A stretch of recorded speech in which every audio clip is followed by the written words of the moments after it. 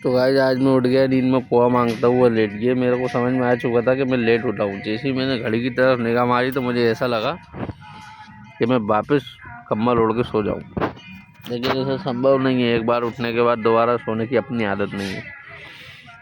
बाहर जाने से बेहतर मैंने पहले एक गिलास पानी पियो, फिर उसके बाद बाहर निकलो। बिल्कुल लो फ्लेम पे कर लो तो गुनगुना होता रहे, हल्का सा धुआं मारे।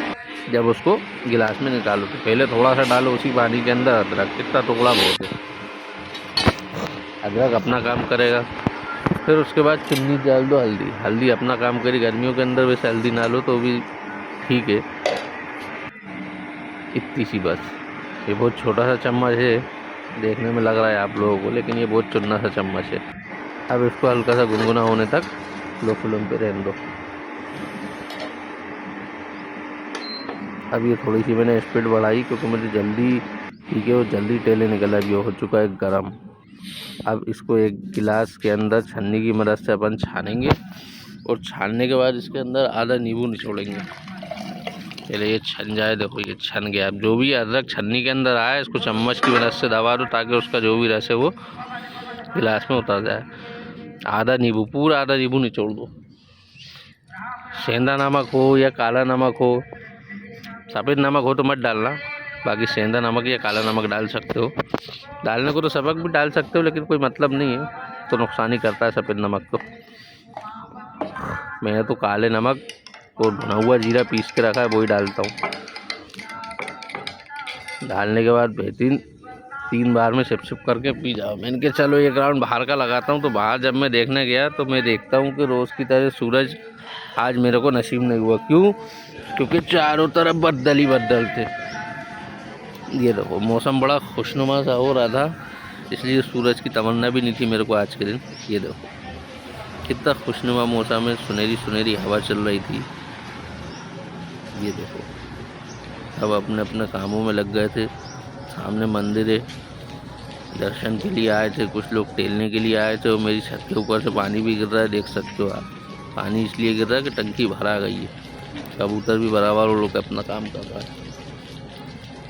ये लास्ट का गिलास और था, ये निपटाया, और निपटाने के बाद मैं चलूँगा सीधे ऊपर जानवरों के पास। देखता हूँ मेरे जानवर क्या कर रहे हैं। वही रोज़ की तरह मेरी आस में बैठे हुए थे मेरे जानवर। ये देखो आप, कितनी गंदगी मचा के रखी है इनने। बकरा भी अपनी जुगाड़ में लगा हुआ था, बकरी भी अपनी जुगाड़ में। तो मैंने कहा पहले सफाई करता हूँ। तो मैंने उठाई झाड़ू और मैं लग गया सफाई के अंदर। लेंडियाँ मैं अलग इकट्ठा करता हूँ ताकि नीचे क्यारी में डाल दूँ, और जो पत्ती और जो भूसा वगैरह होता है कचरा सा, वो मैं अलग रखता हूँ। बोरी में भर के हफ्ते के हफ्ते कचरे में फेंक के आ जाता हूँ जाके। ये देखो आप,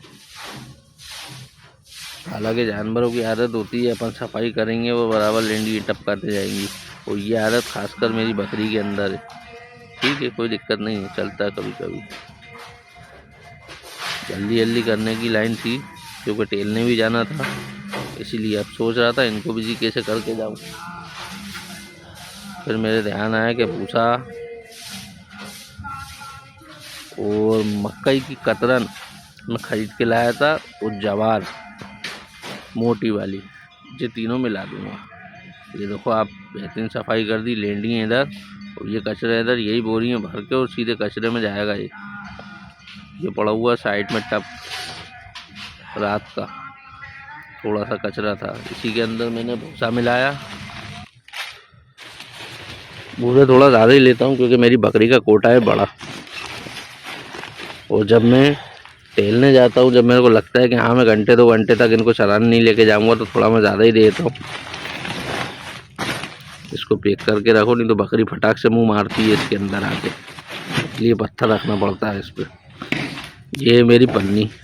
अब इसके अंदर है जवार और मक्के की कतरन।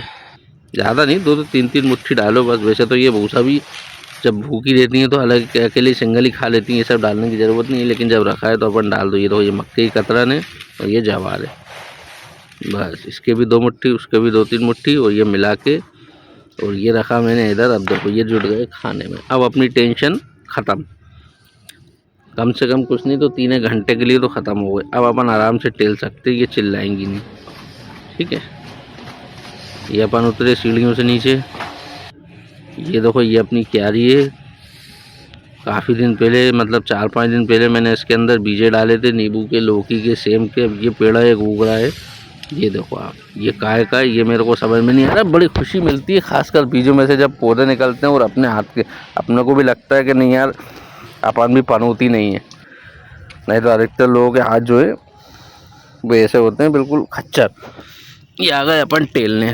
जब टेलने आए तो इतना शानदार मौसम हो रहा था कि जिसकी कोई याद नहीं। देखो आप, सूरज तो कहीं दिखने का नाम ही नहीं, ठंडी ठंडी हवा, सोंधी सोंधी, और बद्दल ही बद्दल, घूमने जाने लायक मौसम हो रहा था ये, बढ़िया।